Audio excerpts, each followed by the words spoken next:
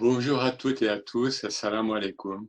Voilà, c'est une petite intervention à l'occasion de la JVEP, de la Journée internationale du vivre ensemble en paix 2020, donc l'édition de 2020. Alors, pour moi, ce que je voudrais dire là, c'est qu'il n'y a pas de paix sans prise de conscience et sans prise de conscience d'ordre spirituel. Il y a un an, donc à l'occasion de la JVEP 2019, j'avais écrit un petit texte donc publié, et dans lequel, bon, je disais notamment qu'au nom du principe d'unicité, au nom du principe de Tawhid, principe d'unicité en islam, eh bien, il y a une interdépendance très, très clairement énoncée par les textes donc, de l'islam, une interdépendance entre tous les règnes, entre le règne humain en interne et aussi entre le règne humain et les autres règnes. Donc, et cette interdépendance crée comme une trame de solidarité, hein, donc qui relie toutes les créatures. Bon, je disais aussi dans ces quelques lignes que du coup, si on prend bien conscience de cette interdépendance, l'égoïsme est une aberration d'un point de vue logique, d'un point de vue même rationnel, puisque nous sommes tous reliés. Donc, ne penser qu'à son petit ego est stupide quelque part. Et là, bien sûr, on voit très bien pourquoi le cher Bentounès nous parle depuis un certain temps de passer d'une culture du je à la culture du nous. Je parlais également d'un échec de la civilisation humaine actuelle. Alors tout ça, c'était encore il y a un an des prospectives, disons. C'était des prémices peut-être. Hein, et voilà que avec la crise du Covid-19, du coronavirus, eh bien, nous y voici. Hein. Je crois que là, nous sommes, nous sommes nombreux à le dire, évidemment, nous sommes cette fois-ci dans une crise globale, une pandémie, mais qui n'est pas uniquement une pandémie sanitaire, si je puis dire, médicale, mais qui englobe tous les aspects, finalement, de la présence humaine sur Terre. Alors, d'un point de vue aussi bien religieux ou spirituel que d'un point de vue scientifique ou économique, nous avons eu de multiples avertissements. Il y a eu beaucoup donc, de prémices, hein, qui nous mettaient en garde. Mais toujours, évidemment, on voit qu'il y a chez la plupart des humains, et j'insiste bien, chez la plupart des humains, on va y venir, ces vieux réflexes de revenir à ce que le Coran appelle à la religion de nos pères. Et la religion de nos pères, ben, c'est quoi? Abba Ina. Eh bien, en ce qui nous concerne, en tant que civilisation moderne, c'est les Trente Glorieuses finalement. C'est quoi? C'est la civilisation de l'exploitation de la nature, de la planète, des autres peuples éventuellement. Eh bien, nous avons grandi là-dedans, hein, le progrès infini dans un monde fini. Hein, tout ça, ce sont des notions connues. Et puis finalement, eh bien, nous voyons que ça ne marche plus. Cette recherche du profit donc égoïste. Et là, eh bien, il y a un verset coranique qui est assez peu cité, mais qui fait état précisément de la permanence de ces vieux réflexes à l'échelle humaine, hein, dans les générations, dans les multiples générations, dont le Coran nous parle très souvent. Hein. Et ces vieux réflexes, s'ils se maintiennent et s'ils continuent à être hégémoniques de la gestion de la planète, eh bien, ils peuvent mener notre humanité, l'humanité actuelle, à des catastrophes. Et donc, c'est le verset 11, 116, c'est-à-dire sourate 11, verset 116. Je le lis dans ma propre traduction, et c'est un verset un petit peu long, mais très riche, très dense. Ah, parmi les générations qui vous ont précédé, pourquoi les êtres qui sont restés conscients,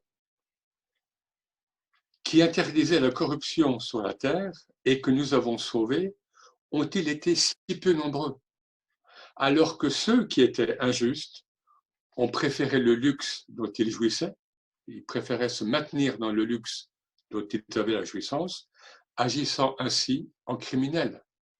Point d'interrogation. Je le relis. Ah, parmi les générations qui vous ont précédé, pourquoi les êtres qui sont restés conscients ou qui étaient restés conscients et qui interdisaient la corruption sur Terre et que nous avons sauvés, ont-ils été si peu nombreux? Alors que ceux qui étaient injustes ont préféré le luxe dont ils jouissaient, agissant ainsi en criminels. Voilà, donc nous avons là des mises en garde répétées, mais qui sont restées sans effet. Le luxe en question, eh bien, c'est notre civilisation moderne, issue de l'Europe, enfin, issue de la modernité de type européen, parce il y a eu de multiples types de modernité dans l'échelle de l'homme.